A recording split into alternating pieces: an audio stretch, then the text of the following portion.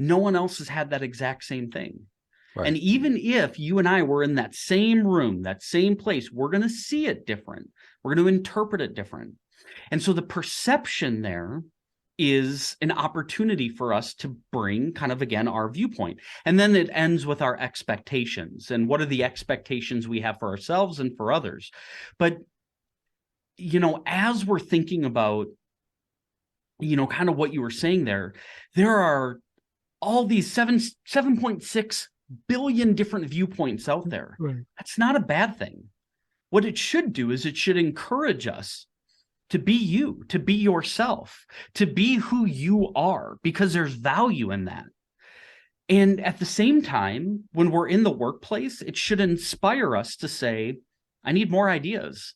We should be throwing up the flag if everybody says, oh, I completely agree with you.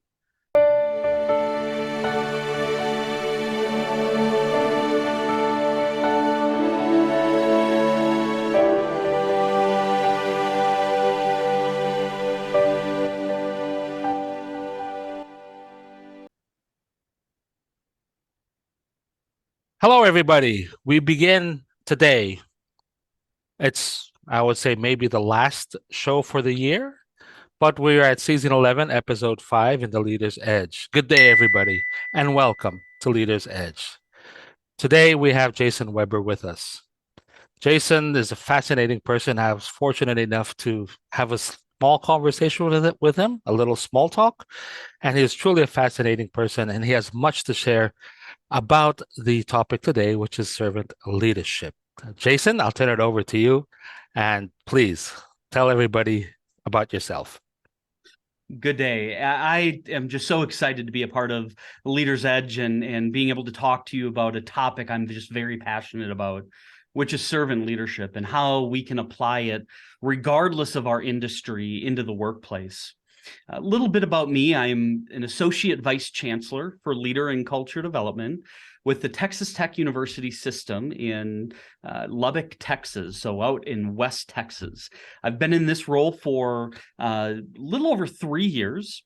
And primarily what I do is I work with all of our system universities on building leader development programs from new employees all the way up to executives. Outside of that, I do also have my own consulting and coaching business. I'm a certified coach through the International Coaching Federation, SLI Coaching and Consulting, where I focus primarily on servant leadership in the workplace and how our leaders can bring these themes and concepts into their teams. So again, very excited to be with you. Thank you, Jason.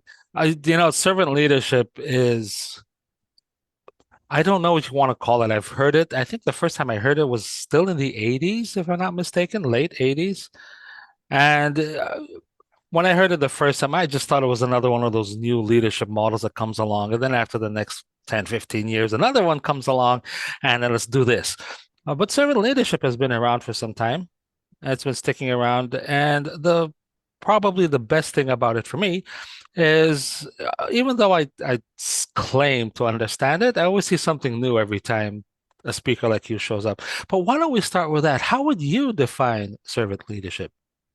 I go back to Robert Greenleaf, and who many consider to be the founder of servant leadership. And again, depending on your viewpoints and beliefs, but Robert Greenleaf really in the late 1960s, when he penned his essays around the servant as leader, he didn't give us what we would consider a technical definition. If you were to go and look at authentic leadership or transactional or transformational leadership, you're going to get a pretty specific, it's a narrow definition.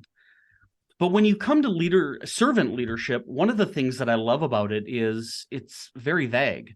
Robert Greenleaf, again, he didn't give us a definition. Instead, he gave us a best test. He gave us a question. And I'm going to paraphrase it, but essentially it's, do those in our care? And when we talk about, and this is, again, part of the reason why I love servant leadership so much, is because do those in our care, do those that we serve, essentially right out of the gate, what we're talking about is those individuals within our realm of influence. These are individuals we come into contact with every single day. Do they, while being served, become healthier, wiser, freer, more autonomous? Do they grow? Do they themselves become likely to become servants? It really is about how can we create meaningful and effective relationships with those around us. I think back on my journey. I've really been studying servant leadership for the last 10 years or so. And very similar. I had heard about it and was just kind of like, yeah, okay. I mean, it's another style. And it was my workplace who had said, we want you to go get a certificate, an academic certificate in servant leadership. And so, all right, that's fine. So I did, and I was blown away. I was hooked right at the beginning because it made so much sense. It didn't isolate. It didn't say servant leadership can only be one way. What it did is it said, who are we as individuals? What is our level of self-awareness? What is our desire and our passion when working with others? And then how can we take and build on that so that others may do the same? And it's got such a repetitive and positive nature that it really, again, it was just so inspiring for me.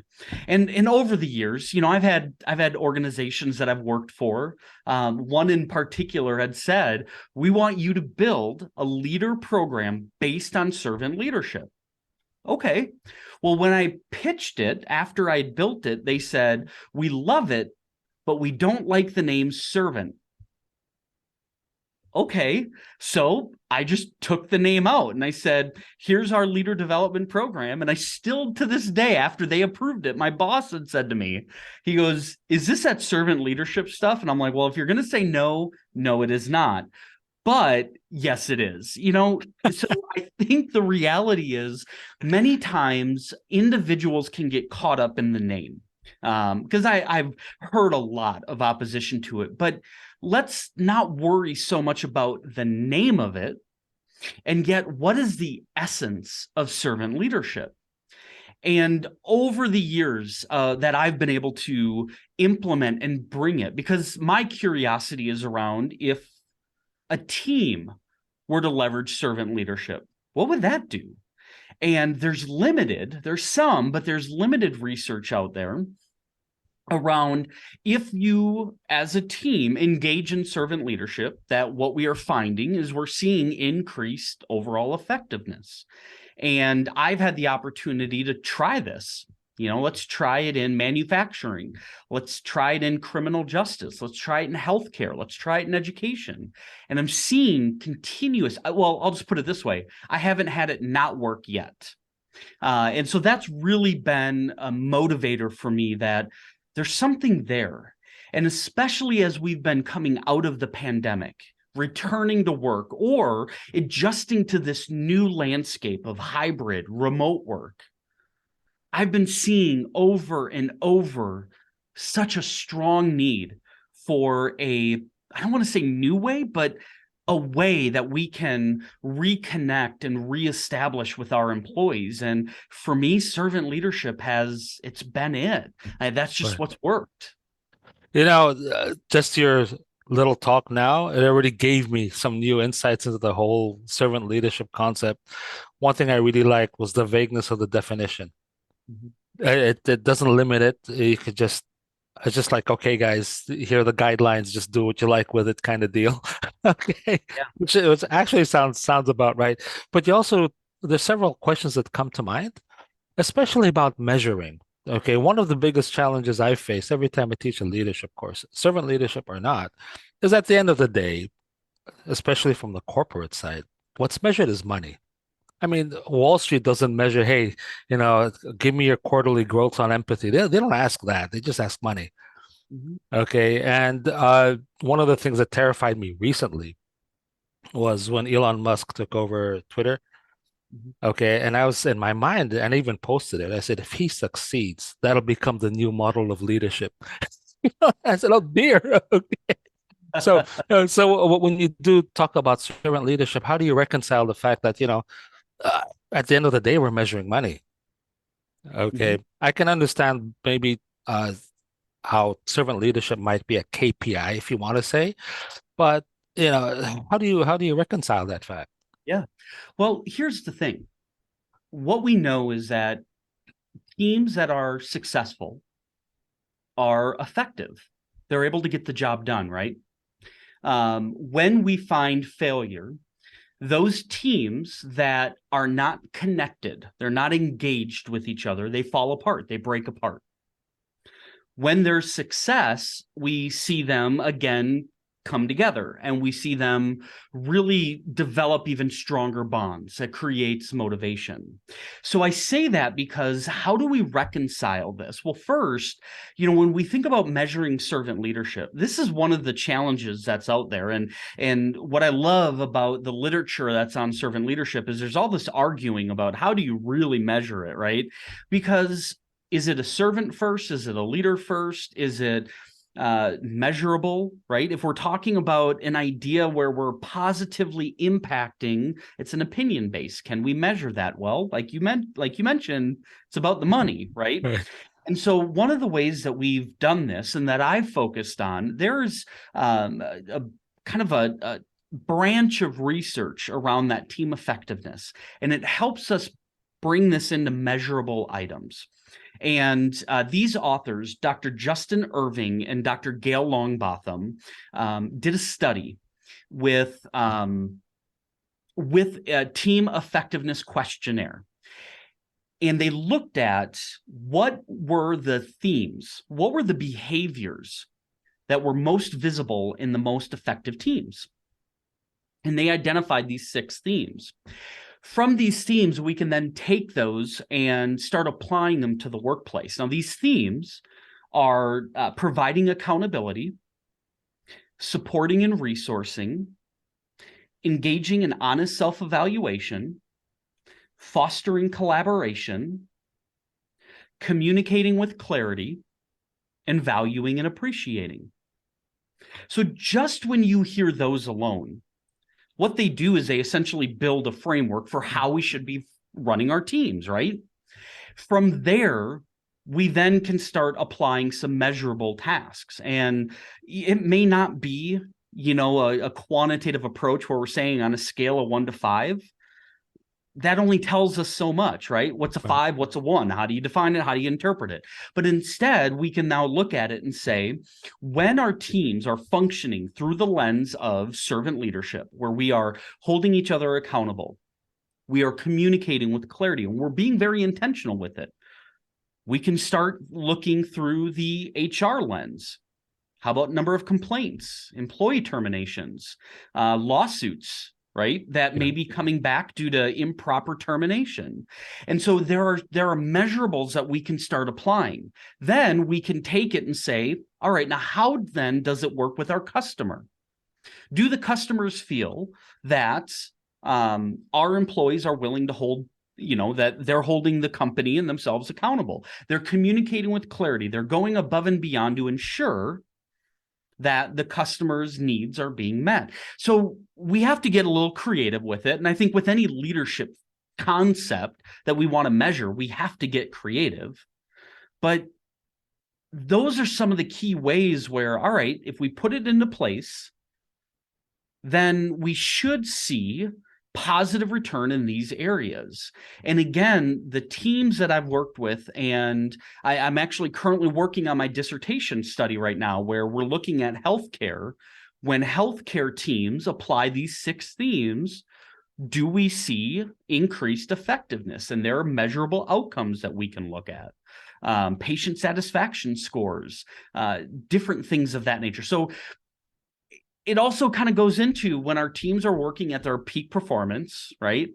Then we're going to see increased and peak results. Right. And so it really is that focus on, let's look at the team. Let's make sure that we've got a solid, strong team, knowing that if we take care of the employees are going to take care of the customer. No, excellent. I really liked your answer. And Unfortunately, I don't know whether to say unfortunately, if even that's the right word. At the end of the day, we still measure money. Okay. Yeah. But I say that that's reality. But something that I see a lot of, especially the new leaders, when they're entering a role where they're accountable for people, is they seem to look at there's the management aspect, which is the processes, the accounting, the numbers, and then there's the leadership aspect. And they tend to see them as two different things. And I said, no, they're not. When you're in the corporate world, those two are how would you say they're married. You can't divorce them. Yeah. Okay, you can't. But unfortunately, some people still think, okay, let's get my result. And it still does happen. If I need an immediate result, I might be a bad person just to get the result. Fine. But then I think you and I know that doesn't last either. Okay. Yeah. Well, and I think that's the point. Are you wanting a short-term gain, or do you want long-term sustainability? And I think we've seen enough case studies and examples over and over and over again that the most successful long-term organizations are those that invest in their people. Now, again, I'm not saying that that's the only way of doing that, because you're right. The money topic is going to be top of mind. However, we've learned these lessons, that those teams that develop effective relationships are the ones that perform better. We know it. And so how then, as you had mentioned, even new leaders, how then can we take, and it's something that I share with all of our new leaders, is as you're learning what it means to be an effective manager and an effective leader, I really want you to be focusing on the people, develop the relationships, because that's what's gonna save you when it gets tough. Because we're going to make a mistake, right? We all know that we're going to mess up, we're going to make the wrong decision, and when that time happens, I would rather have my team backing me versus pointing at me. I like that one, pointing at me. When you enumerated the six, how do you call them? Six guidelines, The six themes, yeah. six themes. Okay, excellent. It brought to mind many things, and even me when I talk about effective relationships, my how would you say my analogy is the most effective teams, if you think about it. Just look at your close friends, the ones you made in high school. When you run together, how do you interact? Okay. And when I listen to the six, I said it pretty much covers all of those. Okay. The biggest difference is being a high school friend. You grew up with him, you went through all the cuts and bruises with him and all of that, and that definitely helps. But that was one of the things that came to mind. And you literally watch out for each other's back. I mean, that's the one thing you can do when you're with your friends, and they're the same kind of people that tell you, Jason, you got a booger in your nose, Right. and you won't take it badly. Okay. Well, but you bring up such a great point here, because this is probably the top resistor that I get from teams, as they say, and I tell them, listen, I have not seen a work rule that said you must like the people you work with. But I Right. have seen work rules that say you must treat each other with respect and professionalism. We're not talking about, I need you to become lifelong friends where on the weekends you're hanging out, you're spending time Right. together, you're doing all this stuff. Sure, that's wonderful, right? And we want to be able to have that personal connection. But what we're getting at, I think, in the workplace is we need to be able to know. We need to know who we are. We need to know that we can trust each other, right? I mean, and you know this, Right. with no trust, how do we accomplish anything? And so we have to be able to get to a point where we can say, hey, you're not holding your end of the deal. And being able to do so without others taking it personal, because Right. we've got that very fine and difficult line of personal versus professional, Right. and how do you balance it? And I think that's kind of the $1 million question, right? Well, that's absolutely right. And for me, that boils down to what you said earlier about how well do you know yourself? Mhm. There's so many quotes on the internet. One of the favorite ones that I have is, uh, please don't lie to yourself. Yeah. Okay. And then, I thought about it, and this is fairly recent. Okay. Despite having read so many things and having been a leader myself, when I looked at it, I said, even at my age, I have to admit that there's certain things that I still lie to myself about. Okay. Oh yeah. I said, I said, oh dear, this is very, very challenging. But the point there is you have to know yourself. You Yeah. really do, and you have to look into it. But what's fascinating about knowing yourself is, do you look in a mirror, or do you look at how other people are reacting to you? Mhm.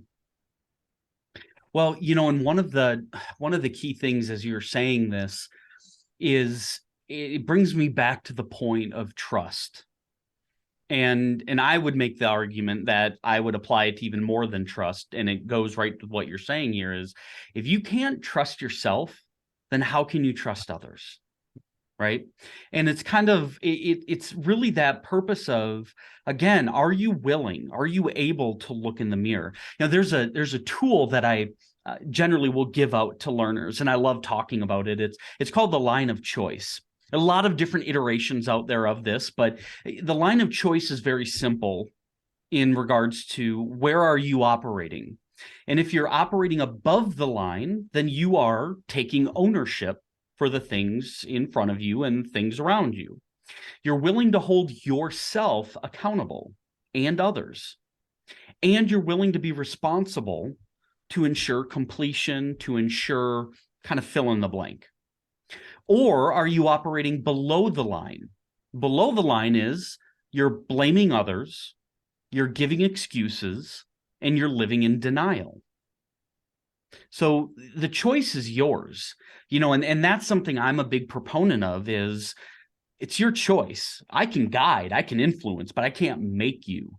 You have to make that choice. And I think so much with our teams and so much at work, it's not personal. If you choose where you say, I'm going to own this and I'm going to hold myself accountable, but if you mess up, it's going to be on, well, wait a second, right? So we can't blur the line. We have to choose where we want to go. And I think when we give the autonomy, when we empower our employees to think of it in that sense, again, it helps us build and develop that trust. Absolutely. I I'd like to just delve a little deeper into that concept about the mirror. While I understand, look at yourself, but Yeah. for me, ultimately, you look at the feedback of people to you Yeah.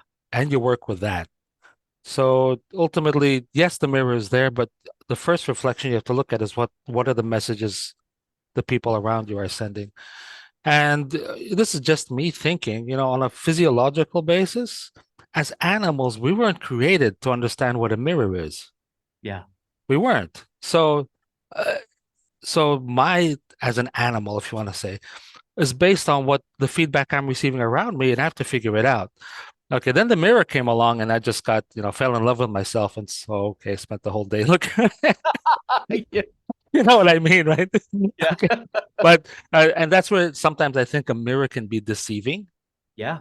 Okay, so you really have to be careful, maybe careful if you want to say, but just look in the mirror, but understand that, it's how people are reacting to you that you have to look at. Because Absolutely. you might think you're God's given gift, but if everybody else is saying otherwise, I said, You probably eventually you got to pay attention to that, right? right. And that's one of the ways that that we can bring this servant leadership, this idea of that into it. One of the themes that I had mentioned was engaging in honest self-evaluation. That's a point to where, as a leader, before I go and discipline an employee, or before I go and say, you're not cutting it, I need to be able to look at myself and say, what is my role?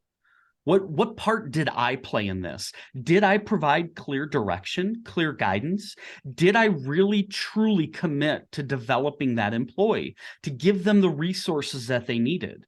Did I help them create the network that they needed to ask questions?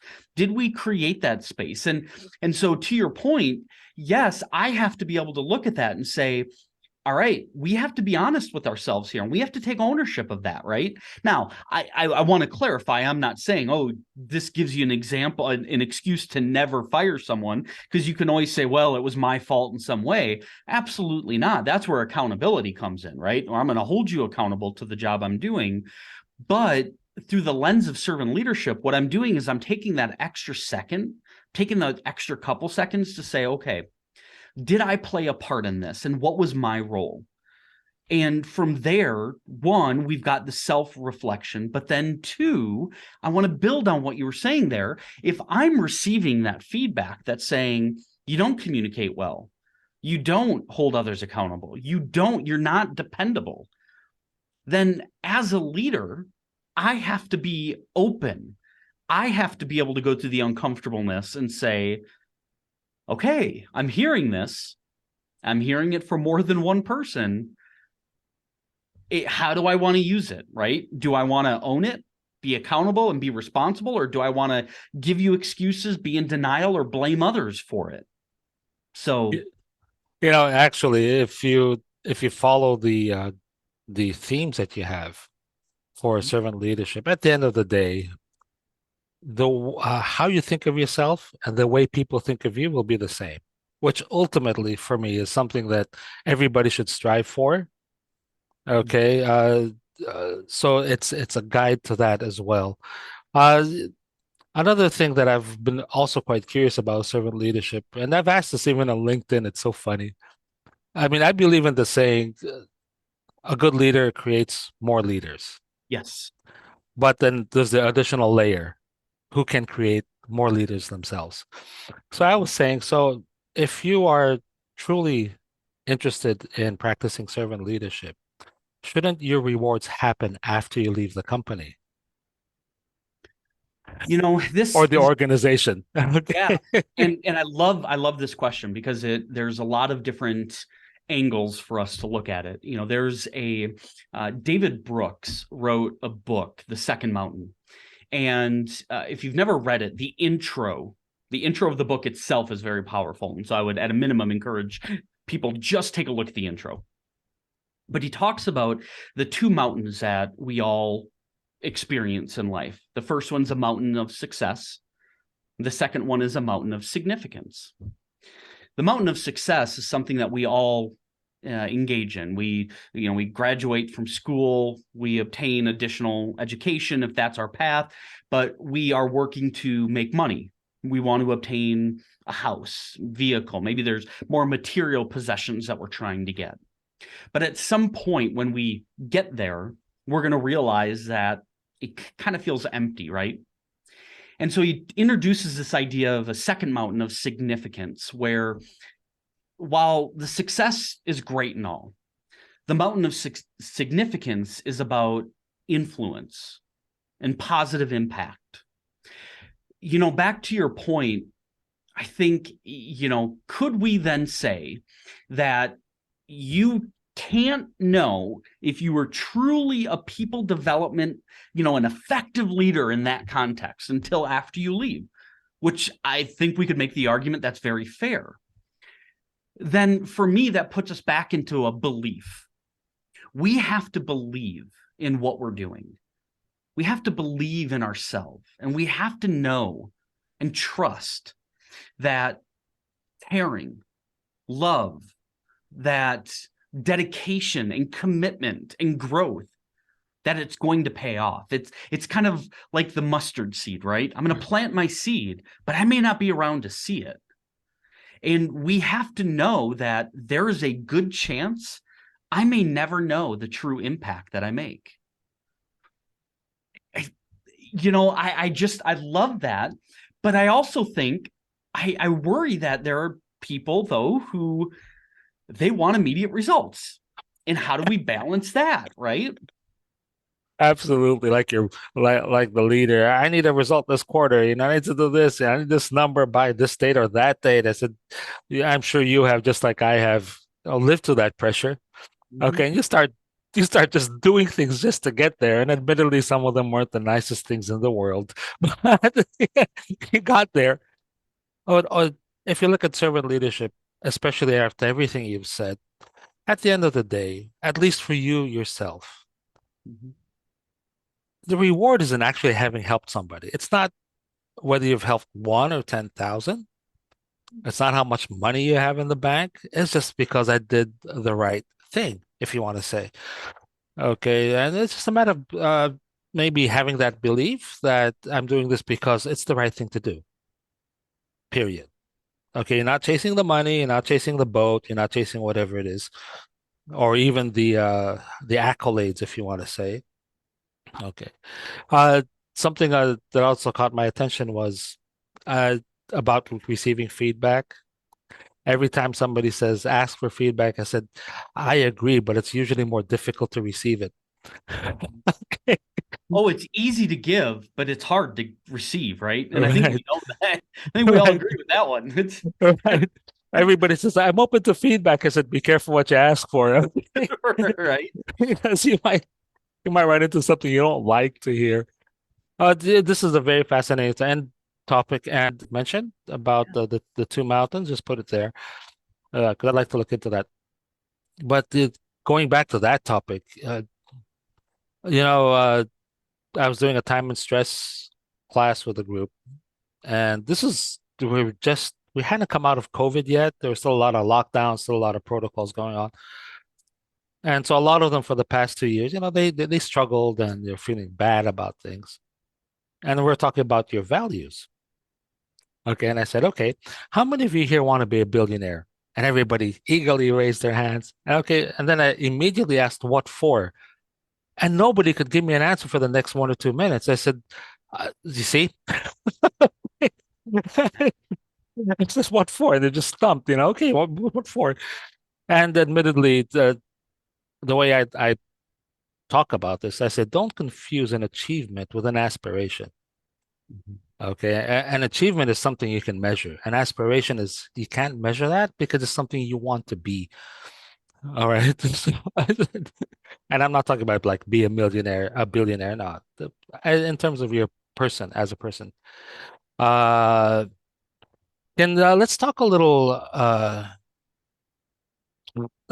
bit more about that. Mhm. Okay. And Especially as a coach, to talk about some situations you've run into about this.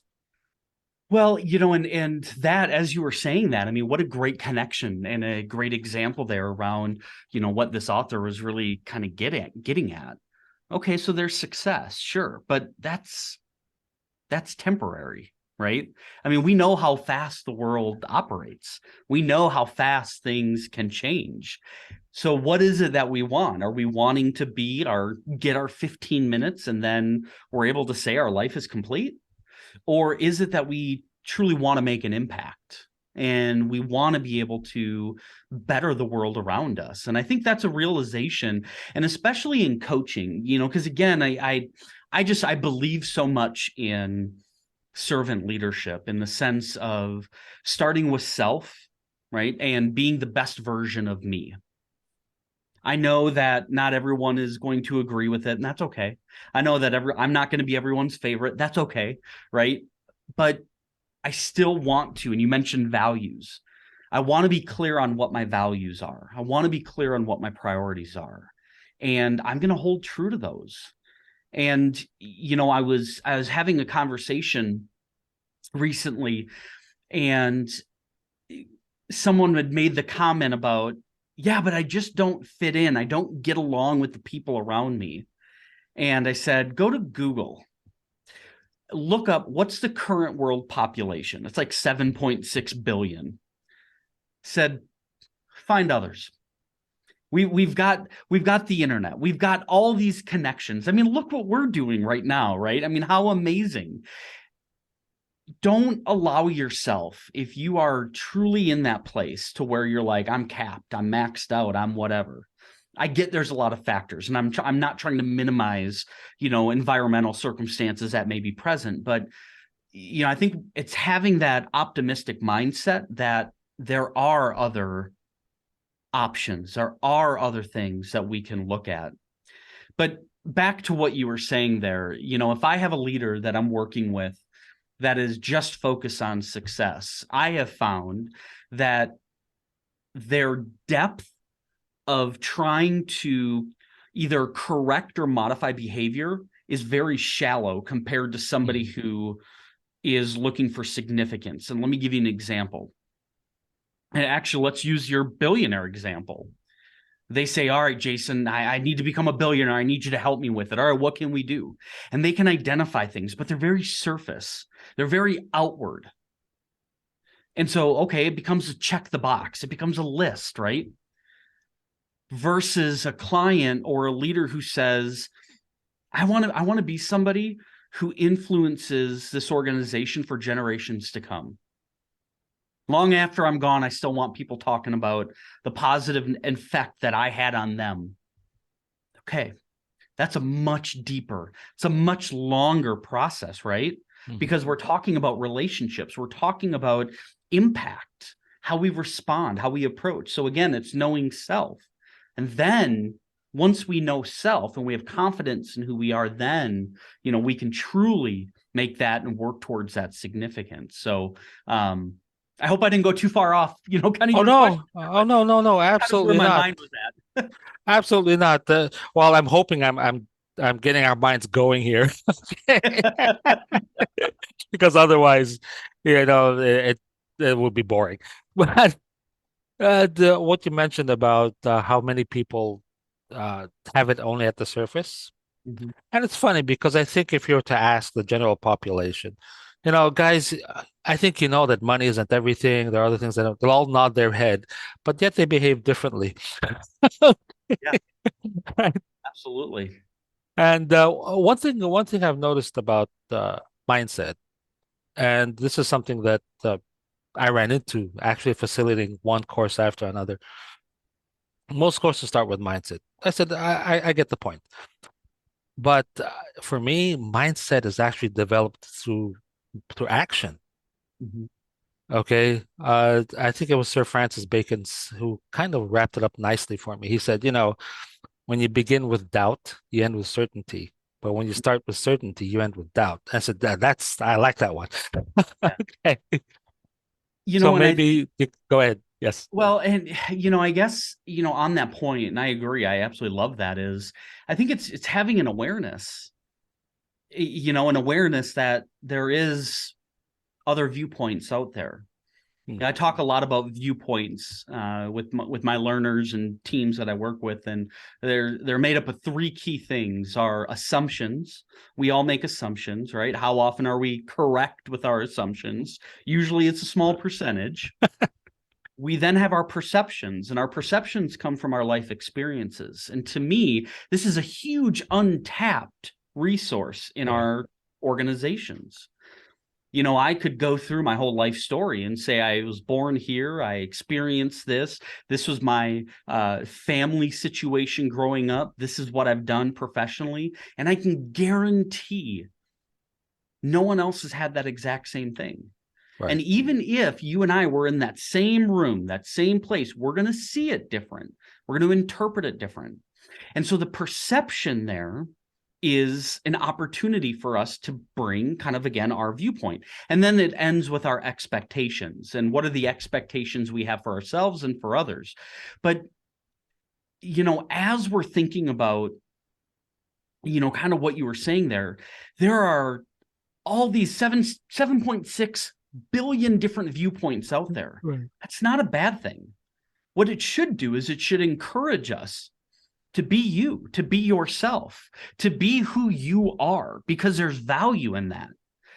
And at the same time, when we're in the workplace, it should inspire us to say, I need more ideas. We should be throwing up the flag if everybody says, oh, I completely agree with you. Because we know, no, you don't. So what is the opposition here? Let's start thinking of what are some considerations that we haven't thought of. So, all of that, I think, if we can have that mindset of there are these other viewpoints, there are these other ways of looking at it, if we're open, if we're curious, I think it just takes us that much farther. Uh, I like the point that you're making about asking for others' opinions of others, if you want to say. And when I talk to both levels, both the leaders and the non-leaders, if you want to say. I said, if you look at a situation where you've got, let's say you're my boss, for example, Jason. I said, Jason, as a leader, you're largely behavioral. Okay. But me, as your follower, I'm largely vocal. I have to speak to you. Mhm. Okay. You have to create the atmosphere that allows me to speak. Okay. And if that doesn't happen, you may say, Paul, I've got an open door policy, but I never walk in and talk to you. Something's not right. Okay. Yeah. Or or hey guys, do you have any ideas? And it's all quiet. Why? Because they're afraid to, so come on. You know what I mean? So when I work at it from 2 points of view, I said, look, if you're the person who has to speak, you have to have the courage to speak. I mean, maybe the boss in his mind, he's thinking I'm open, but he doesn't come across as open. But you have to speak up anyway, right? And so that's the courage they have to build up when it comes to that kind of situation. So, but a couple other things I'd like to look at here. When you look at servant leadership, in my mind, and maybe it's because it wasn't recorded. Okay, servant leadership goes way back in time, Oh yeah. way, way back. There's evidence of it when you look at some of the greatest leaders that were around. There's evidence. Can you share? Do you have any stories about maybe some evidence of leaders long, long time ago who were actually displaying it, but because it was never studied or looked at, it was never really codified, if you want to say. I one of the things again, and it kind of builds on what you were saying here. One of the things that I love so much about it is you can see it. Depending on if you're a history buff, if you're looking at certain industries, if you're whatever, think about the leaders that are written about. Think about the leaders that are talked about. There's going to be similar elements. There's going to be unique points of what they did. And I think, if we were to take the lens of servant leadership, we could see where it was, right? Right. One of the things that I love is so Robert Greenleaf talks about his inspiration for servant leadership and writing his essays was from a German author, Hermann Hesse, is Yes, Hesse, right? And Siddhartha. the Journey to the East, Yes. East. And after reading that really inspired him to this idea. And I would always encourage people. I love reading, so I'm always like, hey, read it and ponder and think. But going back to it, I think one of the beauties of leadership in general, servant leadership specifically, is there's so many different ways that we can apply it. And it's one of the reasons why I'm glad there really within literature, there has not been one set agreed upon definition. Right. Right. And so when we think historically, by having this question of do those served grow as persons? Do they become healthier, wiser, freer, more autonomous, more likely themselves to become servants? That question alone, we can go back and look at all of these leaders and go, wow, look at how they applied it, right? Because all of our cultures are going to be a little bit different. We know things, we know new things every single day. Yes. And so as we're interpreting and as we're looking at history, I see this as one more way to go, okay, what can I learn about how to be a leader? Because maybe in a certain time, in a certain example, it was communicating with clarity. Right. And their ability in that time and that place to engage in honest self-evaluation, to communicate with clarity and to support and resource. Maybe it was supporting and resourcing. That's Right. what stood out about them. But what I love about it is you can see, it's sprinkled kind of throughout history in many ways. I mean, there are religious viewpoints that you have on servant leadership. There are, again, it's wide open. Right. And again, but not just with servant leadership. I think it's an advantage of leadership, the study of leadership in general. Well, yeah, maybe that's what started to bring it out, if you want to say. Yeah. Because you can go back as far as Alexander the Great and Yeah. Marcus Aurelius. You can see it. You can actually see it if you look at some of the stories that are coming down, some of the things that or those who recorded their history. I think somebody recorded the history of Alexander the Great, but Marcus Aurelius, he wrote a book about his own thoughts, and you could see it there. It's visible the way he's thinking. But you also bring up another interesting comment about karma. And you know what's funny? I used to believe in it, but the more I looked at it, and maybe it's also intertwined with servant leadership, I said the object of karma isn't to expect something back. It's to hope that somebody copies you. Mm. Okay, so it's not it's not going to come back. And for me, a really good example of this was in the recent World Cup. I don't know if you watched Yeah. the World Cup, how the Mhm. Japanese would clean up afterwards. Yeah. Okay, I said a good thing that some nations followed suit, but that's the whole point. They did something nice, not to expect some kind of accolade or, hopefully that when you be a guest in my country, you behave and, take care of your garbage. I said, no, uh, do what I'm doing because it's the right thing to do. Okay, right, Well, and that's the beauty of that. They weren't forced to do that. right. They weren't. They did that because that's who they are and it's who they stand for. It's who they represent. Right. One of the interesting points is think about all of the leadership authors. Yeah, I mean, just go do a search and how many millions and millions of different authors and people. But here's the beauty of that. What is it about these individuals? What stands out to me is they were themselves. They were acting in the best manner they knew how. Right. They were acting in a manner that was true to themselves. They learned from those that went before them. They learned from others. They interpreted through their lens, and they were. And we hear today about those that were the most influential, the most impactful, those that made the most mistakes, but yet continued to be successful, right? So, that's kind of something that I always like to encourage is be yourself.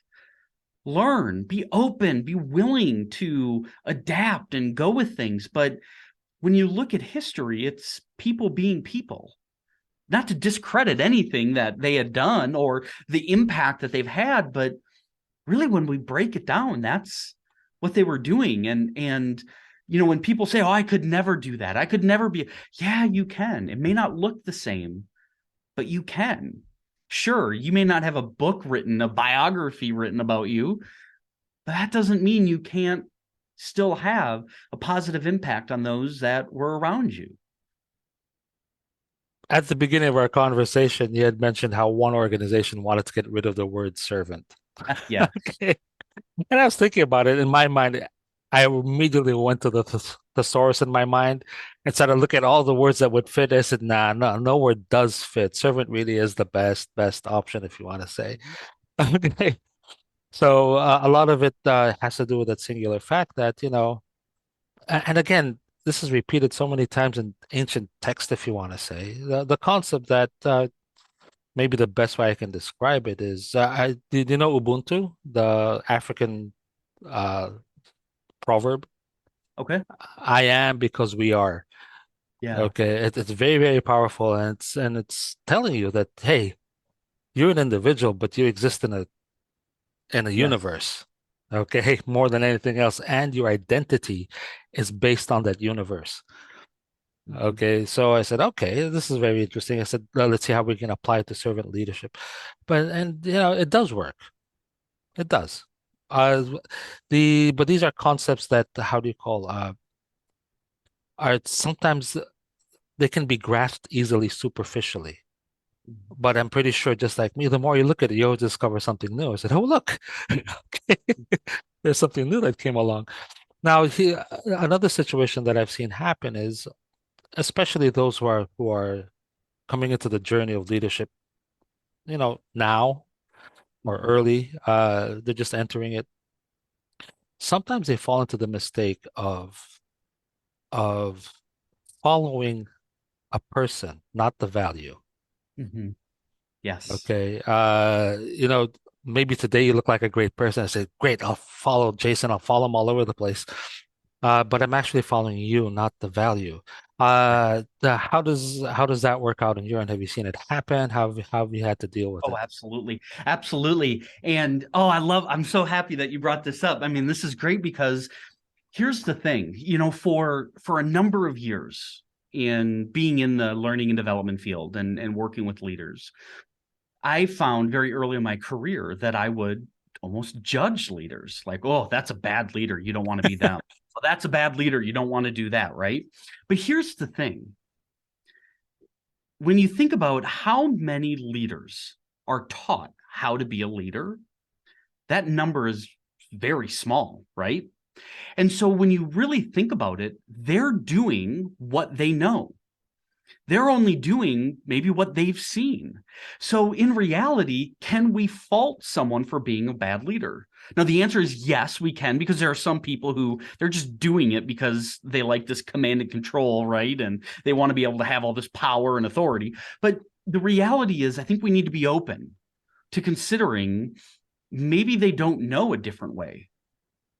I mean, that's why we have all these different styles and different ways. But I want to get back to your question here. There was an individual, a very specific individual, who I was working with. I was asked to work with them. So there was resistance right from the beginning. Right. And as we were talking, there's again a lot of walls that were put up. So, all right. And shifted the focus to, let's talk about your idea of leadership. What is it? And with no hesitation, you're in power, you have the authority, your job is to make people do whatever you need them to do, all this stuff. So, okay. So where did you get that from?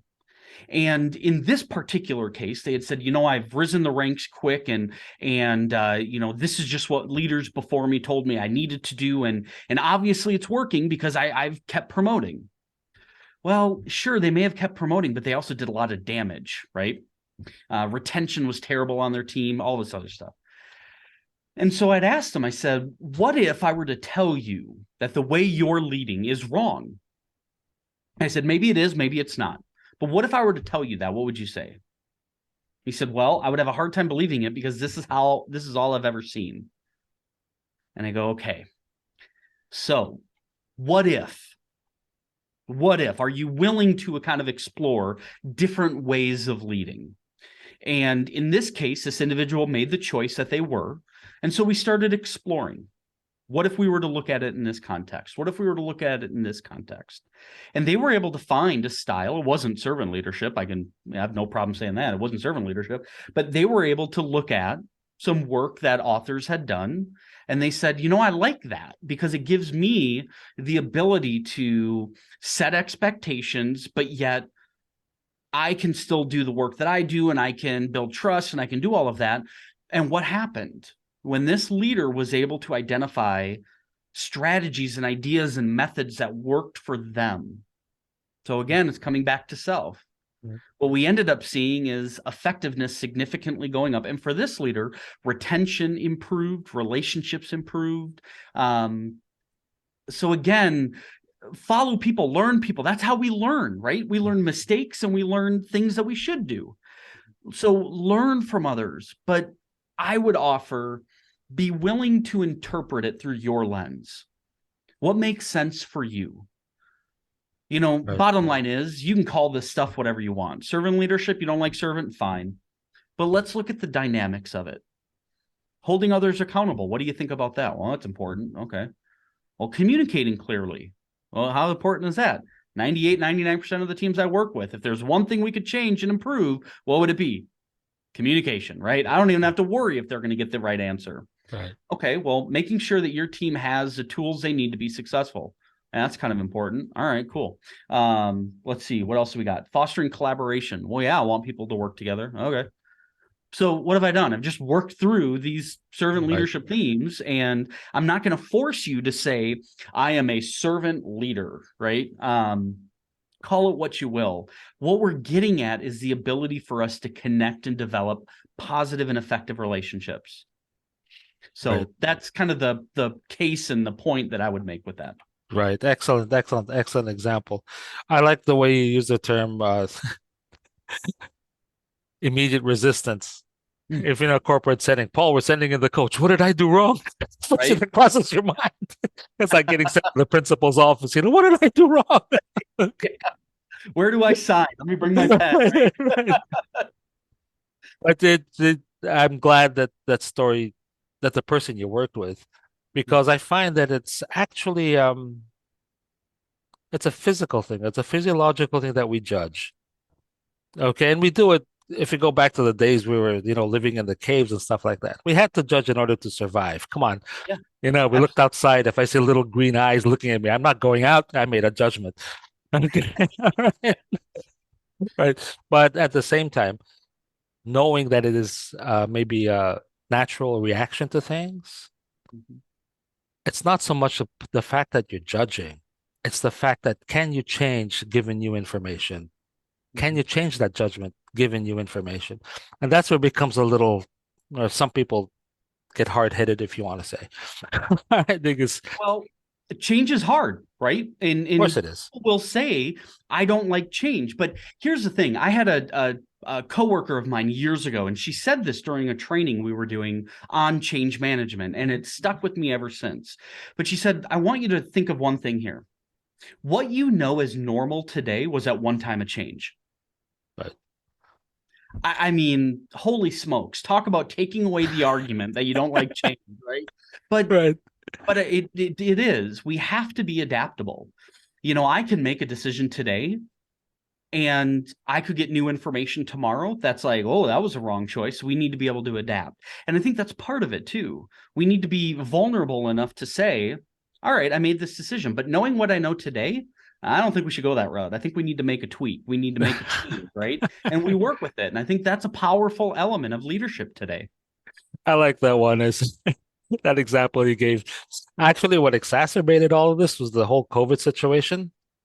Because I'm sure you've heard the quote from Seneca where it goes with, a boat that doesn't know where it's going, no matter which direction the wind is blowing, it'll still get lost or something like that, something to that intent. But the whole point here was when COVID happened, we found ourselves in a situation where we had no choice. Mhm. Okay. We just had to, if we were on a trip going to some destination, the destination got erased and there was no port to go back to. Yeah. So what do we do now? All right. Or if we were in port, suddenly we're in the middle of the sea. You know what I mean? So what happened now? Okay. How did we get here? Right. And what made it more frightful was the speed. It Mm. happened practically overnight, and Oh, we all know we have to change, but the speed for this recent situation really brought up a lot of things. And ultimately, I pray that we don't forget the lessons we learned because we're good at doing that. yeah. And I think what we saw out of that is those organizations, and I saw many that said, let's just wait until this calms down and then we'll make a decision. Those companies, man, they took a lot of damage versus Oh, those that yes. said, hold on, we need to act knowing that it might not be the right choice, but we have a little bit of movement is better than no movement, right? Right. And those organizations that were adaptable and they committed and they moved and they did so together, those are the ones that came out the strongest. Right, right. And the simple movement was a learning act in itself because he had no Mhm. idea what was going to happen. Literally, I was having a discussion with this with one of my bosses, and she said, "How come we can't? How come we're not achieving these results, despite the fact that we're getting the same amount of input?" And I said, "That data is not valid because that happened then. Now it's completely different. I can't use that as a viewpoint. Even if I reduce the target by, 80%, it's still not validated because it's not the same." I just told her. Well, and I think the reality is, coming back from the pandemic, if your team was pushed remote and then brought back, Right. or if your team was remote and then they stayed remote, it doesn't matter. You cannot come out of that experience and expect to pick things up where you left off. You're Absolutely. starting over. You You are can't. starting over. You And I can't. think that's been so difficult for leaders to say, I need to reestablish these relationships. I need to, an example that I use is I still, and I won't ever forget this, was sitting in a new employee orientation. And as we were going around asking people to introduce themselves, we had a gentleman say, I'm here because I lost my wife during the pandemic. I lost her to COVID and I couldn't sit around by myself. The next person, same situation. We got four people in a row who said, the reason I'm here is because I lost my spouse. Ooh. That is not that is not something that we're accustomed to, but yet it's our reality. And so we can't look at it and say, I'm just going to do things the way I've always done it, right? We've seen it time and time, lessons and lessons, that that's not how we're going to get going with it. It's not how we're going to move forward. So we have to be willing to look at it and say, today's a new day. I need to establish my relationships. I need to commit my focus to that. And we need to learn and we need to be adaptable. I've never had or haven't been trained or ever faced those kind of questions during an onboarding session. Exactly. What do you do with that? I just Yeah, gasp, you know what I mean? I would be at a loss of words, I said because mainly because if I said something, I think I'd be saying something stupid. So right. just Right. shut up, okay? All Yeah, right. exactly. But it's a reality that's very difficult, but yet it's real. Yes, And, again, this is where we can leverage our empathy, our ability to say, thank you for your vulnerability and for sharing that. absolutely. And then we move, but yet it's a reality that we have to be willing to accept. Jason, I had a fabulous time talking. I really enjoyed this. It stimulated my thoughts. I learned a lot of new things. But my favorite quote when it comes to servant leadership, the way I like to put it in the shortest way possible, is I modified a quote from Stephen Covey, Mhm. and he said, "If you think the problem is out there, that very thought is the problem." Yeah, So I just swapped a couple words and said, "If you think you're a leader, that very thought is the problem." yeah, yeah. That's what I said. Well, let's see. Maybe you'd like to invite our audience you might have some upcoming events or something you want to share with them. Yeah, I would encourage everyone to, if you're interested in learning more about just this topic and these thoughts, find me on LinkedIn. And or you can go to my website, which is slicoaching.net. I post all my articles there when I do webinars. For example, I post that on the site, but I also put upcoming speaking, different virtual presentations that I do, and articles. I have actually a few pending articles, one that I think is going to touch very closely on what we talked about today. So I'm excited for that one to come out here very soon. So I would just encourage people, if you're interested, look me up, find me on LinkedIn. That's where I spend most of my time, and then my website as well. And I would love to continue the dialogue and Oh, discussion and yes. learn from everyone else. So thank you again for having me. I've just enjoyed this so much. You're most welcome, Jason, but I think we owe you a greater thanks for everything, and I'll definitely look you up in LinkedIn. Yeah. To everybody here who's attended, thank you so much. And if you like the show, please click on the like and share buttons at the bottom.